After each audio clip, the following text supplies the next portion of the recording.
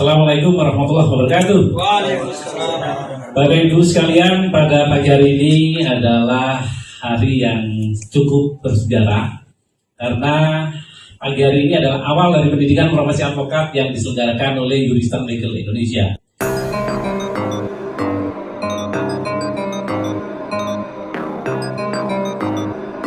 Bapak jangan khawatir karena seluruh organisasi advokat yang ada di Indonesia itu sah demi hukum. Artinya tidak ada perbedaan organisasi yang satu dengan organisasi yang lain. Seorang advokat ini tentu sebagai seorang officium nobile atau disebut lain noblesse obligate, harus mampu secara profesional memberikan arah dan tujuan terhadap masalah ini. Memang dulu Pak ada dominasi yang namanya Peradi, Perhimpunan Advokat Indonesia. Dulu disebut wadah tunggal, tapi saat ini tunggalnya banyak Pak. Kemarin kami bertemu dengan Peradi namanya Pergerakan, Bapak Teguh Santoso, kebetulan beliaunya adalah Ketua IPW Indonesia Police Watch, dan terjadilah kemarin MOU dan ada podcast. Nah, dalam materi kode etik profesi advokat perlu kami sampaikan, nanti kita banyak bertukar pendapat karena dalam implementasi tataran di lapangan Bapak akan ketemu banyak ragam klien, banyak ragam prinsipal. Prinsipal itu kata Pak Zaidi bisa tergantung status sosial dan karakter building mata kepribadiannya. Karena ketika Bapak ketemu klien, pada prinsipnya mereka ini sakit. Mereka ingin dibantu proses hukumnya, baik pidana, perdata, maupun tata usaha negara. Nah, bagaimana mendalami klien agar kita tidak terjebak oleh persoalan klien itu sendiri? Karena di awal tadi saya sudah membuka prolog. Di dalam kode etik profesi advokat, seorang mantan prinsipal melaporkan advokat. Ini kan ada presiden dulu. Kenapa itu bisa terjadi? Sakit itu ada yang benar, ada yang tidak benar, ada yang dimanipulir Pak. Mohon maaf, ada beberapa pengusaha hitam dalam tanda kutip, dia akan memulai perbuatan pidana perbankan. Itu diskusi dulu dengan seorang advokat. Karena di beberapa perbankan itu, misalnya pinjamnya 1 miliar, ternyata rumah yang diagunkan itu tidak sampai nilai segitu. Dan itu terjadi, apalagi di kasus perbankan yang menyangkut sekarang ini banyak marak dibicarakan, terutama yang sekarang KUR terjadi, kredit usaha kecil menengah dan koperasi itu ya.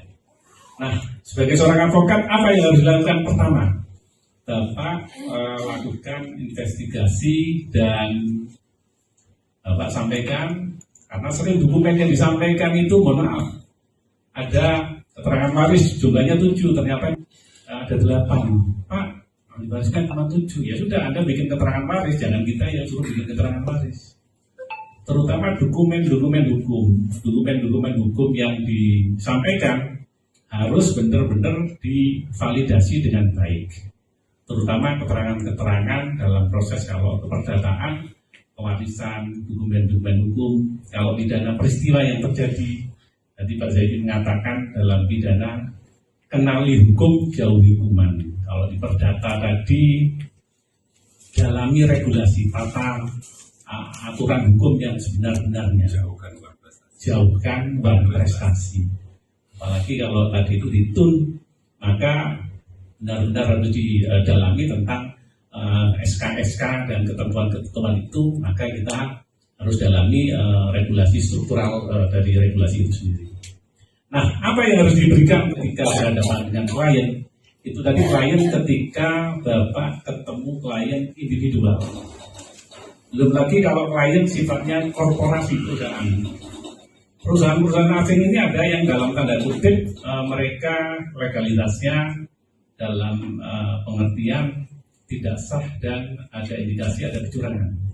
Apalagi perusahaan tambang yang saat ini marak dipersoalkan, karena menurut data digital Profesor Mahfud MD, jika proses perizinan legalitas pertambangan ini bisa dituntaskan, maka seluruh warga Indonesia itu tidak perlu bekerja dan mendapatkan 20 juta per bulan, Pak.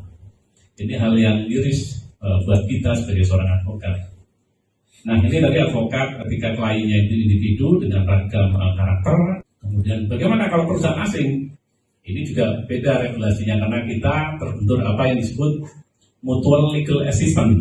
Artinya adanya kerjasama antara negara kita dengan negara lain, hubungan bilateral yang tergabung. Kemudian sebelum kita masuk, ketika Bapak menjalankan tugas ini, tentu yang pertama adalah menerima apa yang disebut surat kuasa. Surat kuasa yang sah dan sahih, yang valid itu seperti apa? Jika Bapak tidak mendalami surat kuasa secara benar, ada peristiwa perkara yang sudah diputus di Mahkamah Agung karena induk surat kuasa itu tidak memenuhi standar-standar yang baik dan benar secara regulasi. Artinya ternyata surat kuasa itu cacat, Pak. Produk yang dieksekusi sudah dibatalkan. Maka dalam surat kuasa itu harus dicantumkan secara jelas kekhususannya. Jika tidak, maka akan menjadi persoalan hukum baru. Itu satu dalam surat kuasa. Ketika teken surat kuasa, Bapak nanti akan diikuti dengan keterangan tanda terima jasa honor advokat. Jadi ketika Bapak terima klien tadi, ada sepakat angkanya, kemudian muncul kwitansi. Kwitansi harus dicatat telah terima jasa honorarium advokat. Terkait apa Bapak tuliskan di situ?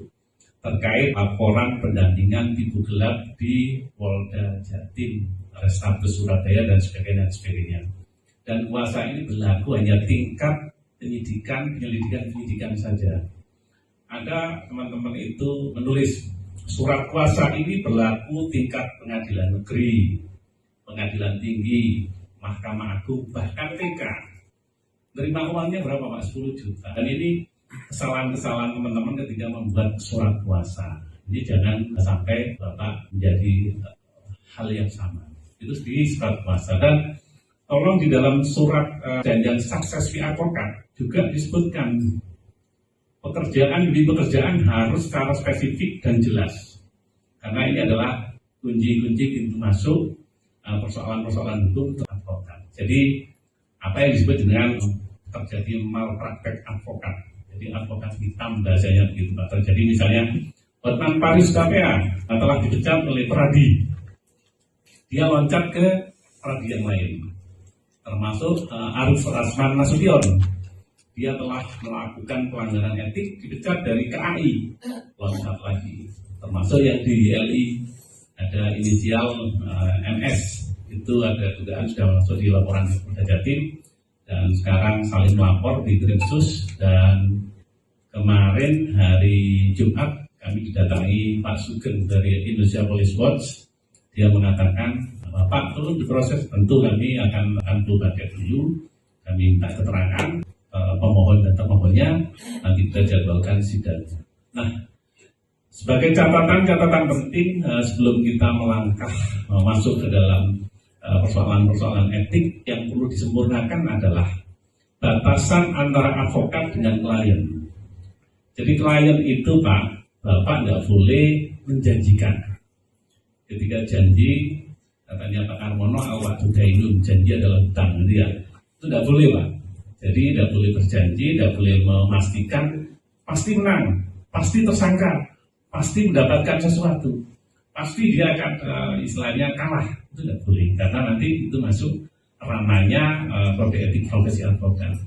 Bapak ketika menerima surat kuasa, timnya Bapak bukan seorang advokat, itu pelanggaran kode etik, pelanggaran yang lain termasuk misalnya kerahasiaan mantan klien, misalnya klien saya sekarang Pak Zaidi. Karena Pak Zaidi, mohon maaf, tidak cocok saya mengundurkan diri. Boleh nggak? Boleh mengundurkan diri dengan alasan-alasan yang bisa diterima. Bagaimana kalau cabut kuasanya? Lebih enak kalau dicabut lebih jelas dan lebih parameternya jelas, nggak ada konsekuensinya. Nah, setelah klien saya Pak Zaidi, ternyata klien saya itu nggak boleh di dua kaki. Dan itu nanti ada konsekuensinya ketika ada pelanggaran etik, maka dipastikan Bapak diberhentikan seterusnya. Keterangan ini dan seluruh upaya yang ada, jadi Bapak tidak bisa loncat sekarang. Jadi kalau dari ILI juga masuk, namanya masuk grup Dewan Advokat Nasional, dan jadi perwakilannya salah satu Pak Putu masuk di Dewan Advokat Nasional. Jadi tidak boleh Bapak ini terus dipecat dari organisasi terus loncat ke organisasi lain, tidak boleh. Nah, yang menjadi catatan penting dalam proses beracara itu harus jelas parameternya. Parameter pekerjaannya itu harus jelas. Bapak tadi tidak boleh menjanjikan. Kemudian dalam proses-proses penanganan ini harus Bapak punya satu, Pak. Namanya kalau di kepolisian SP2HP, surat pemberitahuan hasil penyidikan. Tapi di advokat juga ada surat laporan penanganan perkara. Jadi Bapak ketika terima kuasa, Bapak menyampaikan setelah melakukan pekerjaan, pendalaman dan sudah melakukan somasi, Bapak buat laporan, surat laporan penanganan perkara. Jika tidak, Bapak nanti ketika dilaporkan ke Dewan Kehormatan menyatakan dia nggak puas, Pak, saya sudah bayar 100 juta, perkara saya nggak jalan. Lo nggak jalannya di mana? Lo saya sudah melaporkan ke Polda Jatim, unit A dan B dan C, ternyata belum jalan. Lo nggak jalannya ini Bapak nggak bisa proses karena proses hukumnya masih di lembaga lain.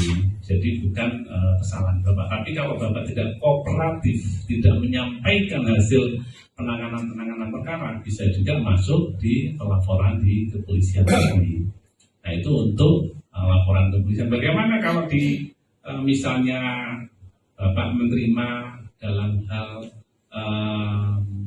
mengajukan gugatan atau membela perkara, juga disampaikan penanganan perkara, advis hukumnya, regulasinya, kemungkinan apa yang disampaikan Pak tadi itu. Bapak harus bisa membuat namanya analisa SWOT. Analisa SWOT itu kelemahannya apa dalam menangani perkara ini. Kelemahan perkara ini disebutkan A, B, C, D. Kelemahannya, ancamannya apa jika perkara ini berjalan, ancaman. Terus kekuatannya apa perkara ini. Dan namanya 4 analisa SWOT, ya, kelemahan, kelebihan, peluang, dan ancaman. Dan ini Bapak juga harus tuangkan kalau di bahasa hukum itu namanya legal audit. Jadi ketika ada persoalan hukum, misalnya kasus A, Bapak harus mendalami dari hulu dan hilir, risiko-risiko hukumnya, solusinya seperti apa, konklusinya seperti apa, dan hal-hal penting lainnya termasuk misalnya terjadi hal yang di luar ekspektasi itu seperti apa. Jadi, saya ingin masuk ke dalam persoalan sebelum nanti pertanyaan-pertanyaan. Sejarah advokat itu dimulai sekitar 6364 itu, yaitu sebelum adanya Bali Van Advocaten. Itu banyak advokat-advokat asing, terutama dari Belanda, membuat kelompok-kelompok advokat namanya Bali Van Advocaten. Kemudian kelompok-kelompok advokat yang tua-tua dari kelompok India Belanda. Dan muncul pertama yaitu Pradin, Persatuan Advokat Indonesia. Nah, setelah Pradin pertama itu dianggap Pradin kritis pemerintah, Pak Harto gerah bagi negara ini. Akhirnya diputarkanlah dengan cara politis. Pradin bubar, ganti Ikadin, ganti baju, Pak. Pengurusnya banyak dikejar-kejar Laksus waktu itu. Nah, setelah itu ganti Ikadin.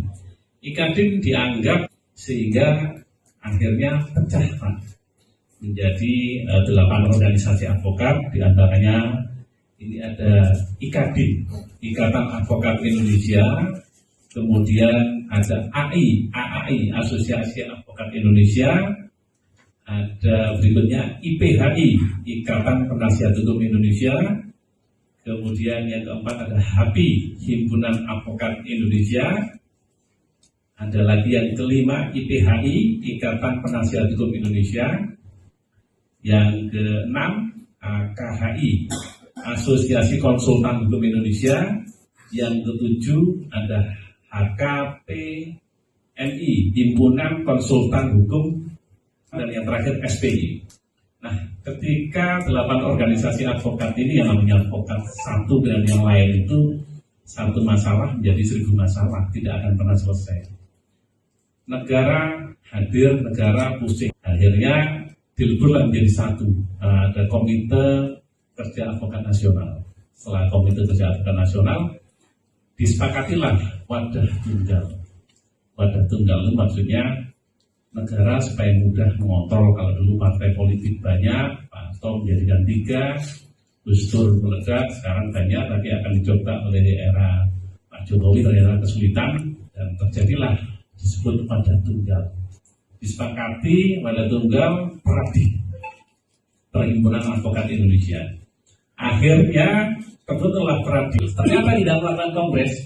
Para ketua-ketua ini kebingungan, iya organisasi ini kok semakin hari semakin tidak jelas. Akhirnya dibentuklah Peradi dan pecah lagi menjadi namanya KAI, Kongres Advokat Indonesia. Waktu itu Bang Buyung, almarhum Mas Sugeng. Buyung tampil, kemudian pecah lagi.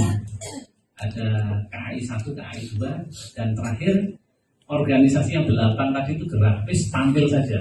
Pak Orandi tampil, Gus Santoso tampil, semuanya tampil. Akhirnya berdiri kembali organisasi advokat yang 8 tadi. Dengan 8 itu tidak cukup, Pak. Akhirnya saya, Pak Zaibi, dan yang lain, ini kita harus membuat sendiri karena tidak sesuai dengan aspirasi. Karena harapan kita ini GLI tampil sebagai produk, misalnya sepeda motor itu bukan Honda, bukan Suzuki, tapi Harley. Punya khas, punya karakter. Sedikit tidak apa-apa, tapi profesionalisme terjaga dan kemampuannya bagus. Akhirnya sepakatlah kami, Pak Putu, Pak Zaidi, itu sudah kita bikin organisasi advokat, kita sahkan dan Kumham. Alhamdulillah berhasil dan sekarang tidak ada tambah. Nah, catatan bagi Bapak Ibu sekalian, sebelum saya masuk ke materi-materi yang lebih dalam, saya ingin tahu istilahnya secara filosofis alasan-alasan Bapak kenapa masuk dunia profesi advokat. Karena ini juga kami bisa mendalami, melakukan survei terkait proses-proses apa yang tepat untuk pendidikan berikutnya.